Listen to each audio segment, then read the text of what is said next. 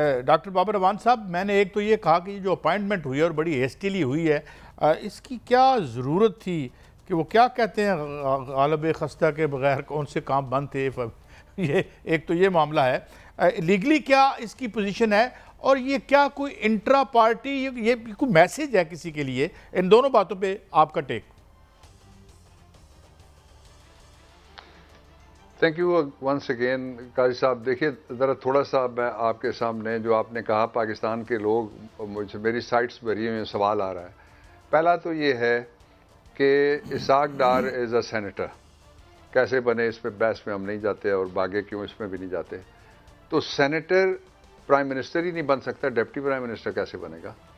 جو پاکستان کی constitutional hierarchy for the parliament article 50 کے اندر لکھی ہوئی ہے، اس ہائرارکی کے مطابق جو نیشنل اسمبلی ہے اس میں سے الیکٹ شدہ شخص وہ بائی سمپل میجورٹی، 1 ووٹ بھی سمپل میجورٹی ہے، وہ بنے گا پاکستان کا پرائم منسٹر، اور اس کا ڈیپٹی جو اس ہاؤس کا ممبر ہی نہیں ہے۔ پہلا تو یہ ہے کہ اسحاق ڈار کو فوری استعفیٰ دینا چاہیے، اور اگر اتنا ہی شوق ہے، یا پنجابی کا لفظ ہے ٹھڑک ہے، اور اگر اتنی وہ چس لینا چاہتے ہیں، یہ بھی پنجابی کا لفظ ہے، ان کے تینوں بڑے زبردست معنی ہیں، تو وہ پھر فوری طور پہ سینٹ سے استعفیٰ دے کے نیشنل اسمبلی کا الیکشن لڑ لیں، اور لاہور سے لڑ لیں، یاسمین راشد کے مقابلے میں آ جائیں، تو وہ پھر ان کو پھر وہ کوالیفائی کریں گے کہ وہ بن سکتے ہیں پرائم منسٹر۔ ناؤ سیکنڈلی، جو 2 جگہیں ہیں جس میں عہدے لکھے ہوئے ہیں، اور ایک سپریم کورٹ آف پاکستان کی ججمنٹ، آپ نے بڑا سرجیکل سوال کیا ہے۔ جو پہلی جگہ ہے جہاں لکھا ہوا ہے عہدے کیا ہوں گے، وہ لکھا ہوا ہے آرٹیکل 90 ہے اور 91 ہے کانسٹیٹیوشن آف پاکستان 1973 کا، جس میں یہ واضح طور پہ لکھا ہوا ہے کہ جو کابینہ ہوگی وہ ایک پرائم منسٹر ہوگا، پرائم منسٹرز نہیں ہوں گے، ڈپٹی پرائم منسٹر کا لفظ ہی نہیں ہے، میں نے آرٹیکل بتا دیے، گوگل کروا لیں ابھی۔ ایک پرائم منسٹر ہوگا، اور assisted by ministers and minister of state, اس میں کوئی دوسرا شخص شریک نہیں ہے۔ یہ ہے پاکستان کی ہائرارکی، اور 5 کانسٹیٹیوشنل ایڈوائزرز ہیں، اور وہ بھی آئین میں لکھا ہوا ہے کہ وہ سارے سوائے ووٹ دینے کے، اگر ان الیکٹڈ ہیں تو سوائے ووٹ دینے کے وہ سارے اختیارات استعمال کریں گے پارلیمنٹ اور اس سے باہر جو وزیر کے پاس ہوتے ہیں، اگر وہ وزیر مقرر ہو جائیں۔ یہ میں نے آپ کو تیسری پروویژن بتا دی۔ جو چوتھی پروویژن ہے وہ ہے rules of business of the government of Pakistan, جن کے تحت پاکستان کا نظام حکومت بنتا ہے، اور پاکستان کی بیوروکریسی چلتی ہے، اور اس کے اوپر بیٹھ کے گورننس چلتی ہے، جو الیکٹڈ لوگوں کی، سلیکٹڈ یہ والے جو ہیں، اور جو سٹولن اور تھیفٹ والا مینڈیٹ ہے، میں اس کی بات نہیں کر رہا۔ اس میں کسی جگہ لفظ ڈپٹی پرائم منسٹر آ ہی نہیں سکتا۔ کیوں نہیں آ سکتا، یہ سوال کیجئے۔ یہ چوتھا تھا، میں 5ویں پہ چلا گیا۔ آئین میں لکھا ہوا ہے کہ جو رولز آف بزنس آئیں گے وہ ہوں گے to further the ends of the constitution, یعنی وہ آئین کے مقاصد کو آگے بڑھانے کے لیے آئیں گے۔ تو یہ کدھر سے ٹپک پڑا، یہ ڈپٹی پرائم منسٹر؟ ایک اب اس پہ دوسرا میں نے رولز بتا دیے 2 آئین کے بعد۔ تیسرا یہ ہے کہ مصطفیٰ ایمپیکس کا کیس ہے، جس کو جسٹس بابر ستار صاحب، بڑے زبردست قسم کے جج ہیں، وہ اسلام آباد ہائی کورٹ کے، از اے ینگ مین، تو لوگ یہاں سے بھاگ کے بیلجیم چلے جاتے ہیں بعد ریٹائرمنٹ، وہ امریکہ چھوڑ کے پاکستان آ گئے، اور یہاں پہ وہ از ڈسپینسنگ ود دی جسٹس۔ ان کا اس میں وکیل تھا، اس شاندانہ گلزار کیس میں انہوں نے اس بات کو پھر ری ایٹریٹ کیا ہوا ہے، جو گورنمنٹ کیا ہے، یہ سپریم کورٹ آف پاکستان نے ججمنٹ دی ہوئی ہے، اور ججمنٹ ہے مصطفیٰ ایمپیکس، ایک کمپنی ہے کراچی کی، اس کے کیس میں یہ ججمنٹ آئی ہوئی ہے کہ وہ انہوں نے کہا ہے کہ گورنمنٹ کا مطلب، پاکستان کی حکومت کا مطلب، اور پاکستان کی نظام حکومت کا مطلب، اور کابینہ کا مطلب کیا ہے؟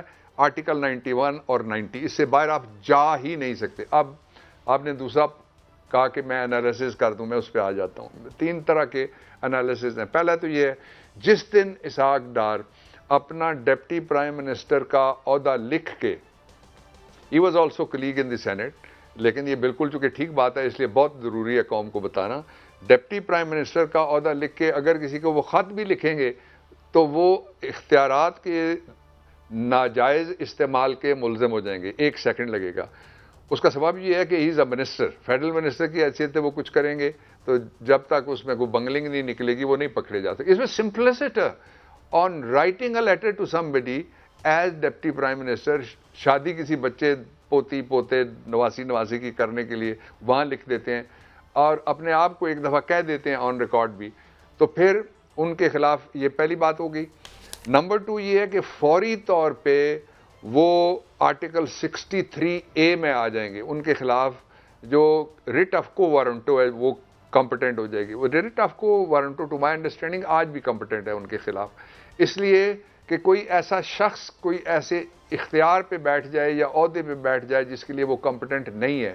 یہ کمپٹنس کوئی کارکردگی اور چال بازی کی بات نہیں ہو رہی، یہ کمپٹنس ڈرا ہوتی ہے from the 5 provisions of the Constitution, rules of business and a judgment of the Supreme Court which is the APEC body۔ اچھا، آخری جو اس انالیسس کا حصہ ہے، آپ نے کہا کہ یہ ضرورت اس کی کیوں پیش آئی۔ یہ ضرورت اس لیے پیش آئی، میری جو انڈرسٹینڈنگ ہے شہر اقتدار میں رہنے کی وجہ سے، آپ جس شہر میں پیدا ہوئے اس کو آپ سے بہتر کون جانتا ہے، تو me and this city were brought together, اور میرے آدھا گاؤں اس شہر میں آتا ہے اور آدھا گاؤں میرا تحصیل کاہوٹا میں آتا ہے پنجاب میں۔ وہ یہ ہے کہ اقتدار کی شدت سے کشمکش جو ہے وہ شروع کی ہوئی ہے اس وقت، اور سمدی گروپ ہے اور دوسری طرف برادر یوسف اس کو کہا جا رہا ہے انٹرنلی وہ گروپ ہے۔ وہ کشمکش ہے کیا؟